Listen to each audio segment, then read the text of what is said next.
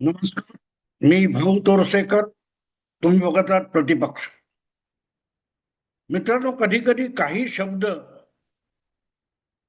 हे ज्या कारणासाठी निर्माण झालेले असतात किंवा बनवले गेले, वापरले गेलेले असतात, त्याचा विनाकारण आणि विचित्र वापर केला की त्या शब्दांचा अर्थ गुळगुळीत होऊन जातो.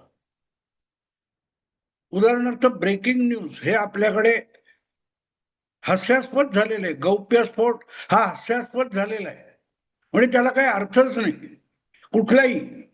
भाऊ तोरसेकर घरातून बाहेर पडले, भाऊ तोरसेकर गाडीत बसले, अशी ब्रेकिंग न्यूज जेव्हा येते तर त्याला ब्रेकिंग न्यूज, मुळात ती न्यूजच नसते. ब्रेकिंग तर सोडून द्या.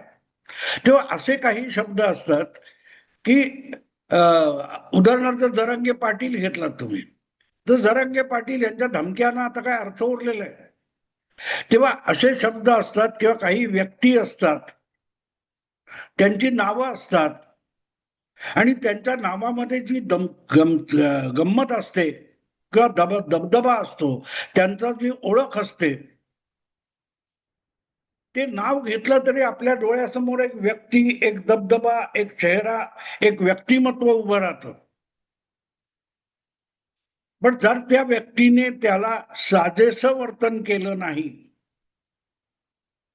तर मग त्याच्या सकट त्याचं नाव किंवा तो शब्द हा हास्यास्पद होऊन जातो. सध्याचे अमेरिकन अध्यक्ष जे आहेत, डोनाल्ड ट्रम्प, हे दुसऱ्यांदा अमेरिकेचे अध्यक्ष झालेले. 16 मध्ये अध्यक्ष झाले आणि 2020 मध्ये निवडणूक हरले. अगदी बायडेन सारख्या कुचकामी उमेदवारासमोर ट्रम्प यांचा पराभव झाला होता आणि त्यांच्या अशाच विक्षिप्त वागण्यामुळेच 4 वर्ष अध्यक्ष राहून सुद्धा ट्रम्प आपला कुठलाही दबदबा निर्माण करू शकले नाही.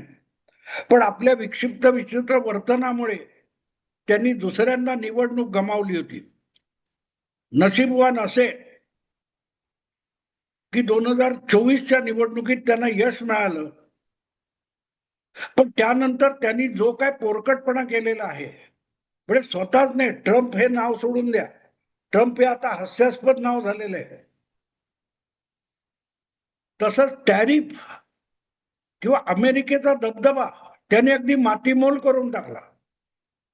पण अमेरिकेची सँक्शन्स लागतील याला जगातले लहान मोठे अनेक देश घाबरत होते. तुम्हाला माहिती असेल की इराण असो, रशिया असो, हे काही छोटे देश नाहीये, किंवा इतरही आफ्रिकेतले देश असोत, अमेरिकन सरकार त्यांच्यावर सँक्शन्स लावणार. आणि सँक्शन्स लावणार म्हणजे आपली चारी बाजूने आर्थिक कोंडी म्हणून देश घाबरायचे. तो जो दबदबा होता, तो सँक्शन्स आणि टॅरिफ यांच्या रांगड्यामध्ये ट्रम्प यांनी खतम करून टाकला. आज ट्रम्प हा जगातला सगळ्यात हास्यास्पद असा राष्ट्रप्रमुख आहे.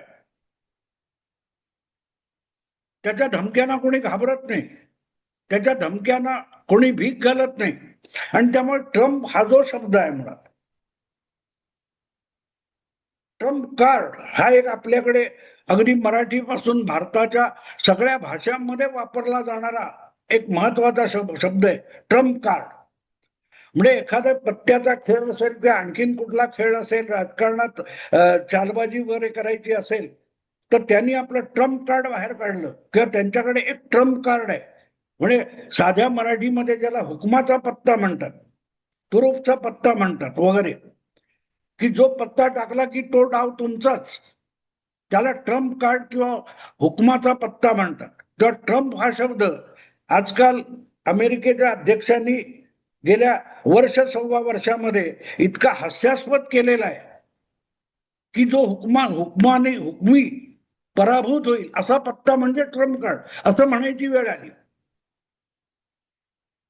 आणि त्याच अर्थाने आज मी माझ्या या विषयाला सुरुवात केली आहे. याचं कारण ते शीर्षक सुद्धा आहे, राहुल काँग्रेसने आपलं ट्रम्प कार्ड बाहेर काढलं. आता हे आधी जे काय खुलासा तुम्हाला दिलाय त्याच्यावरून एक गोष्ट लक्षात येईल की राहुल गांधींनी परत एकदा हमखास पराभूत होण्यासाठी कुठली तरी खेळी केलेली आहे. म्हणजे कुठला तरी नेता प्रवक्ता काहीतरी पुढे आणलेला आहे की ज्यामुळे परत एकदा राहुल गांधींना त्या डावपेचामध्ये अपयशी ठरणं भाग आहे. कारण त्यांनी खेळीच अशी केलेली आहे. त्यांनी व्यक्ती किंवा नेता किंवा प्रवक्ता जो कोणी असेल तो असा आणलेला आहे की तो राहुल गांधींना परत एकदा पराभवाच्या रस्त्यावर घेऊन जाणार आहे. आणि त्या ट्रम्प कार्डचं नाव आहे प्रियंका गांधी वड्रा. त्यांचीच धाकटी बहीण आहे. सोनिया गांधींच्या पुढच्या पिढीतली ही त्यांची 2 मुलं जी काँग्रेसचं आज सगळं जे काय वाटोळं करायचंय ते अगदी हिरिरीने करतायत. त्यापैकी प्रियंका वाड्रा ही गेल्या 10-15 वर्षात म्हणजे राहुल गांधी राजकारणात येऊन गाजायला लागले तेव्हापासून देशभरच्या मीडियामध्ये एक शब्द वारंवार वापरला गेला की राहुल गांधी किती यशस्वी होतील होऊन न होत, पण काँग्रेसकडे सोनिया गांधीकडे एक ट्रम्प कार्ड आहे. म्हणजे हुकमीरित्या बाजी मारणारा एक खेळाडू किंवा एक पत्ता आहे आणि त्याचं नाव प्रियंका वाड्रा आहे. आणि प्रियंका वाड्रा राजकारणात नव्हत्या, पण अमेठीतून निवडून येणारा आपला भाऊ किंवा रायबरेली अमेठीतून निवडून येणारी आपली आई या दोघांच्या मतदारसंघातलं त्यांची जबाबदारी आणि त्यांचं काम सांभाळणारं व्यक्तिमत्व म्हणून प्रियंका वाड्रांकडे बघितलं जात होतं. वेळोवेळी या 2 मतदारसंघामध्ये किंवा इतर कुठेही प्रियंका वाड्रा या आपल्या भावाच्या किंवा आईच्या वतीने अनेक गोष्टी करत होत्या पण बोलत नव्हत्या. आणि अनेकदा असं असतं की एखादी व्यक्ती बोलत नाही, झाकली मूठ 1.25 लाखाची आपण म्हणतो तशा त्या व्यक्ती असतात, त्या बोलायला लागल्या की मग त्यांची खरी अवकात समोर येते. आणि साधारण 7-8 वर्षानंतर 7-8 वर्षापूर्वी हळूहळू करत प्रियंका वाड्रा या सार्वजनिक जीवनात आल्या, भल्या त्या निवडणुकीला उभ्या राहिल्या नसतील किंवा मोठमोठ्या पत्रकार परिषदा घेत नसतील किंवा सभांमध्ये जाऊन भाषणं करत नसतील,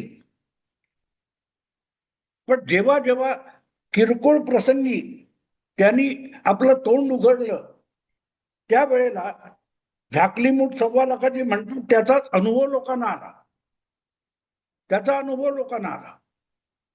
कारण भावा इतकंच बेताल, बेछूट आणि निरर्थक बोलण्यात प्रियंका वड्रा बिलकुल मागे नाहीत, याचा अनुभव वेळोवेळी येत गेला. आणखीन एक गंमत तुम्हाला सांगू. 2022 जेव्हा 2019 ज्या वेळेला दुसरी लोकसभा मोदी युगातली दुसरी लोकसभा निवडणूक चालू होती, अशा वेळेला मोदींच्या वाराणसी मतदारसंघात प्रचार करायला गेलेल्या प्रियंका वाड्रा या मुद्दाम वाराणसीची गंगा क्रॉस करून वाराणसीला पोहोचल्या, एका नौकेतून पोहोचल्या आणि तिथे पत्रकारांनी त्यांना गाठलं आणि विचारलं की तुम्ही यावेळची निवडणूक लढवणार का. तेव्हा एकच वाक्य प्रियंका वाड्रा बोलल्या, पण ते वाक्य जितकं गोंधळात टाकणारं होतं तितकंच मूर्खपणाचं होतं. वाराणसी से लढू क्या, म्हणजे थेट नरेंद्र मोदी पंतप्रधान आहेत, आधीच्या निवडणुकीत निवडून आलेत आणि आता परत वाराणसीतून लोकसभा लढवणार आहेत, त्यांच्या विरुद्ध उभी राहू का. आणि मग सगळा मीडिया खुळ्यासारखा हे ट्रम्प कार्ड म्हणून पळायला लागले की राहुल गांधी, कारण तेव्हा राहुल गांधी काँग्रेसचे अध्यक्ष झालेले होते काहीतरी, आणि राहुल गांधी हे वाराणसीतून नरेंद्र मोदींना अडकवण्यासाठी प्रियंका वड्रांना तिथून उमेदवारी देतील का याच्यावर सगळ्या मीडियामध्ये किस पाडला गेला. आणि ज्यावेळेला वाराणसीच्या लोकसभा मतदारसंघाची उमेदवार अर्ज भरण्याची तारीख संपत आली, त्याच्या आदल्या दिवशी किंवा नरेंद्र मोदी ज्या दिवशी अर्ज भरणार होते त्याच्या आदल्या दिवशी आदल्या म्हणजे 14 मध्ये त्यांच्याकडून पराभूत झालेला काँग्रेस उमेदवार अजय राय यालाच परत एकदा उमेदवारी देण्यात आली. पण आधीचे 10-15 दिवस ट्रम्प कार्ड म्हणून प्रियांका वाड्रा यांचा डंका पिटला गेला होता, पण फुगा फुटला. आणि जेव्हा याविषयी राहुल गांधींना विचारण्यात आलं की तुम्ही आधीच नाही का म्हटलं नव्हतं, तर त्यांनी सांगितलं मैं सस्पेन्स क्यू खतम करू. म्हणजे एवढ्या मोठ्या राष्ट्रीय लोकसभेच्या राजकारणामध्ये निवडणुकांमध्ये हे सस्पेन्स लपाछपीचा खेळ खेळत होते. तर अशी ही भावंड, तर ते ट्रम्प कार्ड किती आहे हे नंतर 2000 मला वाटते 22च्या लोकसभा विधानसभा निवडणुकीमध्ये स्पष्ट झालं. त्या 2022च्या निवडणुकीमध्ये उत्तर प्रदेशमध्ये काँग्रेसच्या प्रभारी म्हणून आणि राष्ट्रीय सचिव म्हणून प्रियंका वाड्रानी जबाबदारी उचलली होती आणि त्यांनी एक मोठी मोहीम चालवली. प्रियंका वाड्रांचं नाक हे त्यांची आजी इंदिरा गांधी सारखं दिसतात, त्यांच्या केसाचा कट जो आहे तो इंदिरा गांधींसारखा आहे, याचा वारेमाप प्रचार केला गेला. आणि त्यांनी सुद्धा कंबर कसलेली होती, पदर खोचला होता आणि त्या उत्तर प्रदेशच्या निवडणुकीत पाय रोवून उभ्या राहिल्या होत्या. लडकी हू लढ सकती हू ही घोषणा त्यांनी दिली होती. काय झालं आठवतं तुम्हाला? काय झालं आठवतं? त्या उत्तर प्रदेशच्या विधानसभेमध्ये 403 पैकी काँग्रेसचे काय 3 का 4 आमदार होते. प्रियंका वाड्रा हे असलं ट्रम्प कार्ड होतं की त्यांनी त्या विधानसभेत आपल्या पक्षाच्या आमदारांची संख्या 4 वरून 1 वर आणली. हे त्यांचं दैदिप्यमान यश आहे. तेव्हा ट्रम्प या शब्दाला किती हास्यास्पद केलं हे एका बाजूला आहे, आणि दुसऱ्या बाजूला राहुल गांधी किंवा सोनिया गांधी यांचं ट्रम्प कार्ड ज्याला मानलं जात होतं, सांगितलं जात होतं गेले 10-15 वर्ष, ते गांधी घराण्याचं हे ट्रम्प कार्ड आहे. आणि आता वायनाड मधून त्यांना लोकसभेवर आणलं गेलं असल्यामुळे त्या रितसर राजकारणात आलेले आहेत. पक्षाच्या राष्ट्रीय सरचिटणीस म्हणून काम करतायत, उत्तर प्रदेशच्या प्रभारी आहेत. आणि अशा वेळेला लवकरच ज्या ईशान्य भारतातल्या 5 छोट्या 6-7 राज्यांच्या निवडणुका व्हायच्या आहेत, त्यासाठी राहुल गांधींनी हे आपलं ट्रम्प कार्ड बाहेर काढलेलं आहे. ट्रम्प कार्ड केव्हा काढतात मित्रांनो? हुकमाचा पत्ता कधी बाहेर काढतात? ज्या वेळेला सगळ्यात मोठी अटीतटीची आणि निकराची लढाई असते, अशा वेळेला ट्रम्प कार्ड बाहेर काढतात की हातातली बाजी जाऊ नये. पण बाजी तुमच्या हातात आहे का? तर बाजी हातातली जाऊ नये म्हणून ट्रम्प कार्ड वापरायचं असतं. उत्तर प्रदेशात हे ट्रम्प कार्ड वापरलं गेलं तेव्हा बाजी यांच्या हातात नव्हती. 2017च्या विधानसभा निवडणुकीमध्ये मुख्यमंत्री असलेल्या अखिलेश यादव अधिक राहुल गांधी या यूपी के लडके अशा जोडगडीला दणदणीत पराभूत करून भारतीय जनता पक्षाने 315 जागा जिंकल्या होत्या 403 पैकी. इतक्या प्रचंड बहुमताचा मुख्यमंत्री आणि पक्ष आपल्या समोर उभा आहे, त्याच्या समोर आपल्याकडे लढण्याची सुद्धा ताकद नाही. अशा वेळेला राहुल गांधींनी 5 वर्षांनंतरच्या निवडणुकीत 2022 मध्ये प्रियंका वाड्रा हे ट्रम्प कार्ड बाहेर काढलं आणि होत्या त्यातल्याही 2-3 जागा आणखीन गमावल्या. काय काय लॉकडाऊन मध्ये त्यांनी पोरखेड केले हे आता इथे परत सांगायची गरज नाही. तर आता हे ट्रम्प कार्ड कुठे काढले? ईशान्य भारतासाठी. ज्या ईशान्य भारतामध्ये कधी काळी सगळीच्या सगळी राज्य काँग्रेसचा कोणीही वरिष्ठ नेता तिकडे फिरकला नाही तरीही तिथल्या निवडणुका काँग्रेस जिंकत होती. अशा ईशान्य भारतामध्ये जिथे लोकसभेचा 1 किंवा फार तर 2 खासदार निवडले जातात, तिकडे काँग्रेसने साफ दुर्लक्ष केलं तरीही तिथे राज्य सरकार त्यांची येत होती, लोकसभेत त्यांचेच खासदार निवडून येत होते. अशा जागी आज काँग्रेसचं एकही राज्य राहिलेलं नाही. आसाम पासून, मणिपूर पासून, नागालँड पासून जिथे जिथे जाल तिथे काँग्रेस सपाटाट झालेली आहे. म्हणजे हातात काहीच नाही इतकं.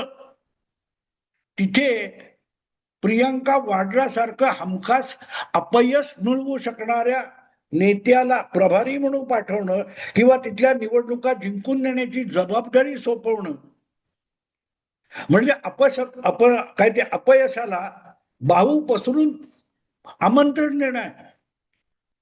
मला गंमत वाटली की हे काय प्रकार आहे. प्रियंका वाड्रा तिकडे जाऊन करणार काय. प्रियंका वाड्रा यांची संघटना कौशल्याची कुठचीही माहिती आपल्याकडे नाहीये.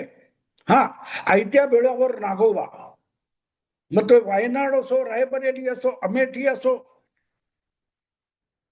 अशा आयत्या बेळावर निवडून येणं ही क्षमता म्हणजे ट्रम्प कार्ड नसतं. ट्रम्प कार्ड याचा अर्थ हुकमी यश. आणि प्रियंका वाड्रा यांनी आजपर्यंत एकही जागा, एकही काम, एकही जबाबदारी अशी पार पाडलेली नाही की जी खूप अडचणीची समस्या होती आणि प्रियंका वाड्रा यांनी त्यावर मात करून दाखवली. आणि त्याला तुम्ही ट्रम्प कार्ड म्हणता. तेव्हा ईशान्य भारताची लढाई आसाम सकट तिथल्या ज्या 7 राज्यांमध्ये निवडणुकांची चाहूल लागण्यापूर्वीच राहुल गांधी आणि राहुल काँग्रेसने पराभव मानल्याचे सगळ्यात मोठा पुरावा किंवा चाहूल म्हणून प्रियंका वाड्रा यांच्या नेमणुकीकडे बघता येईल. कारण त्यांच्याकडे संघटना कौशल्य नाहीये. जाऊन नव्याने संघटना उभारतील. अगदी सत्ता मिळवली पाहिजे तिथल्या एका तरी राज्यामध्ये ही अपेक्षा मी करत नाही. पण निदान तिथे जी काही काँग्रेसची संघटना आहे ती अधिक सुसंघटित करून आहेत त्यापेक्षा 1-2 आमदार तरी तिथल्या विधानसभामध्ये जादा निवडून आणणं, मित्रपक्ष गोळा करणं, तिथे सत्तेत बसलेला भाजप किंवा भाजपचे मित्रपक्ष यांच्यासमोर आव्हान निर्माण करणं, असली कुठचीही क्षमता प्रियंका वाड्रांनी आजपर्यंत दाखवली नाही. म्हणूनच डोनाल्ड ट्रम्प यांनी नावाचं वाटोळं केलं.